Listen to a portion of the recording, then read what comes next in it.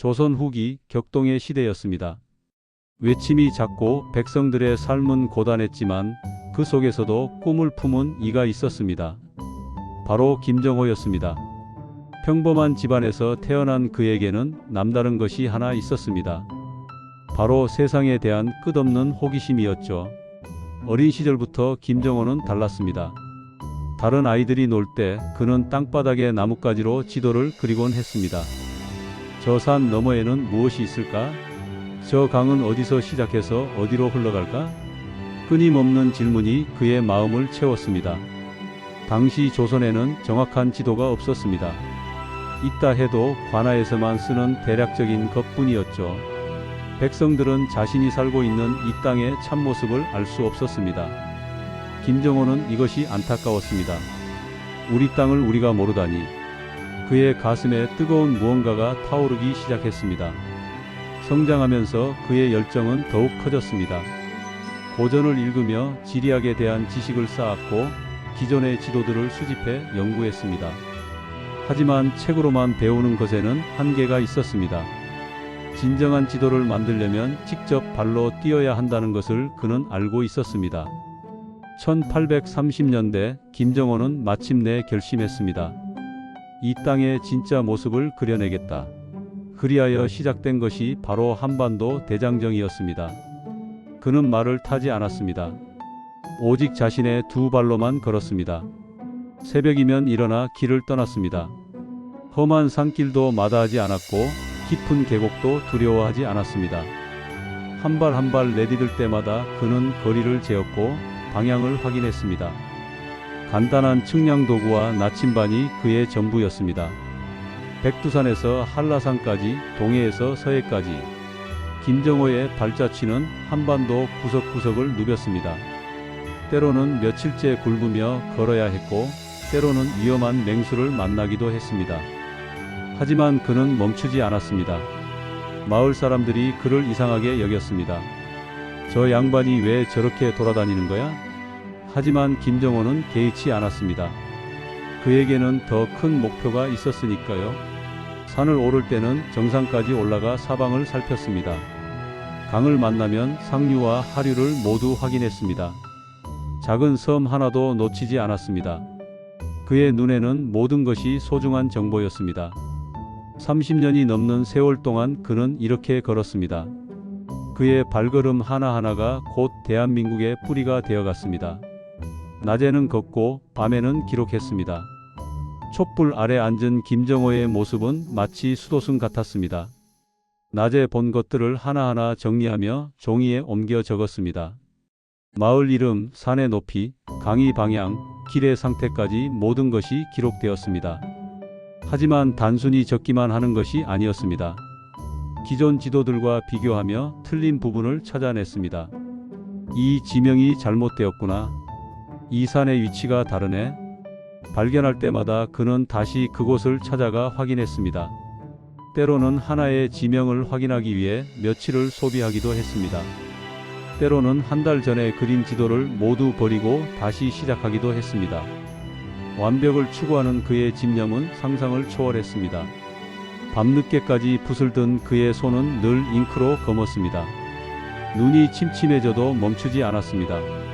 허리가 아파도 계속했습니다. 가족들이 걱정할 정도였지만 김정호에게는 이것이 삶 자체였습니다. 수년이 지나자 그의 방에는 수많은 초안들이 쌓여갔습니다. 크고 작은 지도들, 메모들, 계산서들, 이 모든 것이 모여 거대한 하나의 지도로 태어나기 시작했습니다. 마치 퍼즐 조각들이 맞춰지듯 한반도의 참모습이 서서히 드러나고 있었습니다. 1861년 드디어 그 순간이 왔습니다. 30여 년의 노력이 결실을 맺는 순간이었습니다. 김정호의 손에서 대동여지도가 탄생했습니다. 22첩으로 이루어진 이 지도는 그야말로 한반도의 모든 것을 담은 걸작이었습니다. 지도를 펼치는 순간 보는 이들은 모두 탄성을 질렀습니다. 이것이 정말 우리 땅인가? 지금까지 본 어떤 지도와도 달랐습니다. 산 하나, 강 하나까지 정확하게 그려져 있었습니다. 마치 하늘에서 내려다본 것처럼 생생했습니다. 22첩으로 나뉜 이유는 실용성 때문이었습니다. 전체를 펼치면 너무 커서 다루기 어려웠지만 접어서 보관하고 필요한 부분만 펼쳐볼 수 있도록 설계한 것이었습니다. 김정호의 세심함이 돋보이는 부분이었죠. 지도의 완성도는 상상을 초월했습니다. 전국의 모든 군현이 정확히 표시되어 있었고 주요 교통로와 역참까지 상세히 기록되어 있었습니다. 심지어 산의 모양까지 입체적으로 표현해 한눈에 지형을 파악할 수 있게 만들었습니다. 이것은 단순한 지도가 아니었습니다. 한 인간의 평생이 녹아든 예술품이었고 조선 지리학의 최고봉이었으며 무엇보다 우리 땅에 대한 뜨거운 사랑의 결정체였습니다. 김정호는 마침내 해냈습니다. 조선 땅의 참모습을 세상에 보여준 것입니다. 대동여지도의 정밀함은 당시 기준으로는 경이로운 수준이었습니다. 전국에 걸쳐 수천 개의 지명이 정확히 기록되어 있었고 각 지역 간의 거리까지 치밀하게 계산되어 있었습니다.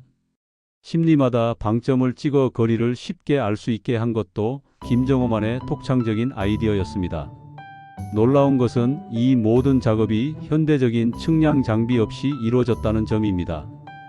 김정호는 오직 자신의 발과 간단한 도구들만으로 이런 정밀한 지도를 완성해냈습니다. 실제로 후에 일제강점기에 일본이 근대적 측량 기술로 만든 지도와 비교해봐도 오차가 거의 없을 정도였습니다. 서양의 지도 제작자들도 대동여지도를 보고 감탄했습니다. 당시 유럽에서도 이 정도 정밀한 지도를 만들기는 쉽지 않았기 때문입니다. 특히 산지의 표현 방식은 독창적이면서도 과학적이어서 서구 지리학자들의 주목을 받았습니다. 지도에 사용된 기호체계도 매우 체계적이었습니다. 도로의 종류에 따라 다른 선으로 표시했고 관청과 사찰, 누각 등을 서로 다른 기호로 구분해 표시했습니다. 이런 세심함이 지도의 실용성을 크게 높였습니다. 무엇보다 인상적인 것은 지도의 예술성이었습니다. 정확함과 아름다움을 동시에 추구한 이 지도는 과학서이면서 동시에 예술작품이었습니다. 한민족의 뛰어난 감성과 치밀한 과학정신이 하나로 어우러진 걸작이었습니다. 김정호가 대동여지도를 만든 이유는 단순히 정확한 지도를 완성하기 위해서만이 아니었습니다. 그에게는 더 깊은 철학이 있었습니다. 바로 백성들이 자신의 땅을 알아야 한다는 신념이었습니다. 당시 대부분의 지도는 관청에서만 사용되는 비밀 문서였습니다. 일반 백성들은 자신이 살고 있는 땅의 전체 모습을 볼 수 없었죠. 하지만 김정호는 달랐습니다. 그는 이 지도를 널리 보급하고자 했습니다. 땅의 진짜 주인은 그 땅에서 살아가는 백성들이다. 김정호의 이런 생각은 당시로서는 매우 혁신적이었습니다. 그는 백성들이 우리 땅을 알고 자부심을 가져야 한다고 믿었습니다. 실제로 김정호는 지도를 목판에 새겨 여러 부를 찍어낼 수 있게 했습니다. 비싸지만 그래도 구할 수 있게 만든 것이죠.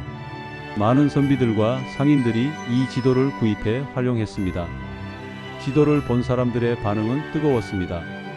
우리 땅이 이렇게 아름답고 웅장했구나. 우리나라가 이렇게 크고 풍요로운 곳이었구나. 백성들은 비로소 자신들이 살고 있는 땅의 참모습을 알게 되었고 그것은 곧 민족적 자긍심으로 이어졌습니다. 김정호의 이런 마음가짐이야말로 진정한 애국심이었습니다. 나라를 사랑한다면 그 나라 사람들이 자신의 터전을 제대로 알아야 한다는 것, 이것이 김정호가 평생을 바쳐 전하고 싶었던 메시지였습니다. 하지만 김정호의 숭고한 뜻이 모두에게 이해받은 것은 아니었습니다.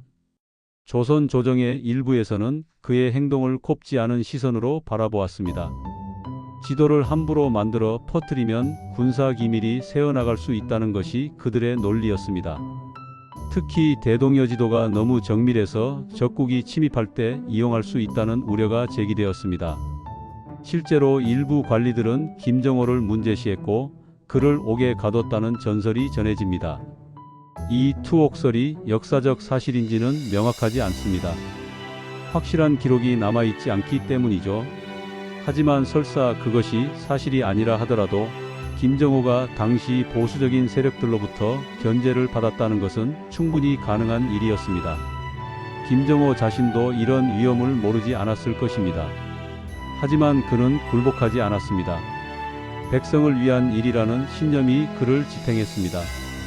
비록 고초를 겪더라도 자신의 뜻을 꺾지 않았습니다. 이런 시련들이 오히려 김정호의 의지를 더욱 단단하게 만들었습니다. 그는 끝까지 자신의 신념을 지켰고 그 덕분에 대동여지도는 후세에 전해질 수 있었습니다. 한 개인의 희생과 헌신이 얼마나 소중한 유산을 남길 수 있는지 보여주는 사례였습니다. 김정호가 세상을 떠난 지 160여 년이 지났습니다. 하지만 그가 남긴 대동여지도는 여전히 우리 곁에 살아 숨쉬고 있습니다. 단순한 옛 지도가 아니라 한민족의 정신과 혼이 담긴 문화유산으로 자리 잡았습니다. 오늘날 우리는 인공위성으로 찍은 정밀한 지도를 언제든 볼 수 있습니다. 스마트폰 하나면 전 세계 어디든 확인할 수 있죠. 하지만 김정호의 대동여지도가 주는 감동은 여전히 특별합니다. 그것은 바로 한 인간의 순수한 열정과 조국에 대한 사랑이 고스란히 담겨 있기 때문입니다. 오직 두 발로 걸으며 붓 한 자루로 그려낸 우리 땅의 모습. 그 속에는 기계로는 담을 수 없는 따뜻한 마음이 있습니다.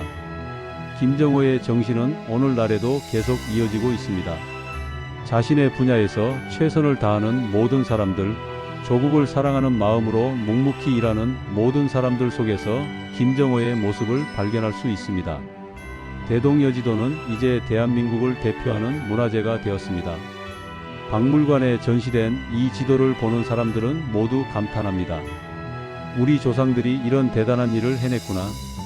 김정호, 그는 평범한 출신이었지만 평범하지 않은 꿈을 꾸었습니다.